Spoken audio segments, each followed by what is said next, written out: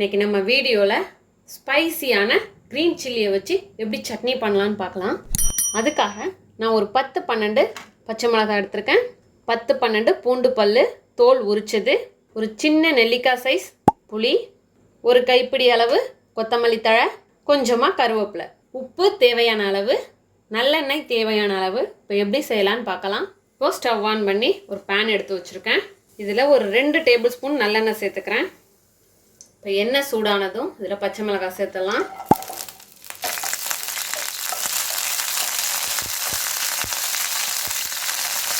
மிளகாய் வெடிக்கும், நல்லா கேர்ஃபுல்லாக வதக்கிக்கலாம். இப்போ பூண்டு சேர்த்துடலாம். அதோட புளி,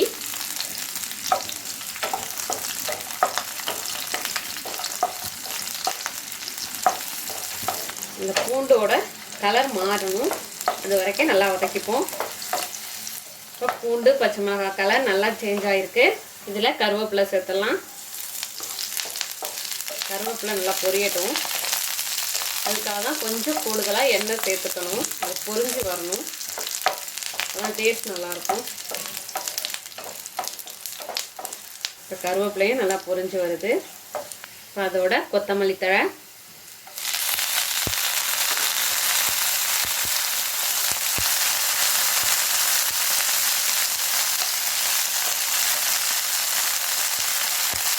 அதை போட்டுட்டு சும்மா ஒரு வாட்டி இது போல் கலந்துப்போம் இந்த எண்ணெயோட. அவ்வளோதான். இப்போ ஸ்டவ் ஆஃப் பண்ணிடலாம். இது நல்லா ஆறி வரட்டும். இப்போ மிளகாய் பூண்டெல்லாம் ஆறி வந்துடுச்சு. இதை மிக்ஸி ஜாரில் சேர்த்துடலாம். இப்போ இதோட கொஞ்சமாக உப்பு, இப்போ தண்ணி எதுவும் சேர்க்காமல் இதை அரைச்சி எடுத்துகிட்டு வந்துடலாம். இப்போது இது போல் ஃபஸ்ட்டு அரைச்சி எடுத்துகிட்டு வந்துடணும். இப்போ கொஞ்சமாக தண்ணி சேர்த்து நல்லா பேஸ்ட்டாக அரைச்சி எடுத்துகிட்டு வந்துடலாம். இப்போது சூப்பராக அரைச்சி எடுத்துகிட்டு வந்தாச்சு. இதை ஒரு பவுலில் ட்ரான்ஸ்ஃபர் பண்ணிக்கலாம். இப்போது இதுக்கு தாளித்து கொட்டிடலாம். அதே பேனில் கொஞ்சம் எண்ணெய் இருக்குது, அதோட கொஞ்சமாக நல்லெண்ணெய், கொஞ்சமாக கடுகு. இப்போ கடுகு வெடித்ததும் ஒரு வரமிளகாய் அதை உடச்சி சேர்க்குறேன். அவ்வளோதான். இப்போ ஸ்டவ் ஆஃப் பண்ணிடலாம். இதை இப்போ நம்ம சட்னியில் சேர்த்துடலாம்.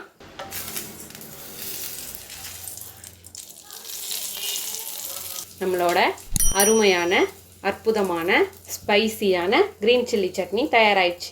இதே போல் நீங்களும் உங்கள் வீட்டில் செஞ்சு பார்த்துட்டு எப்படி வந்துச்சுன்னு கமெண்ட்டில் சொல்லுங்கள். தேங்க்யூ.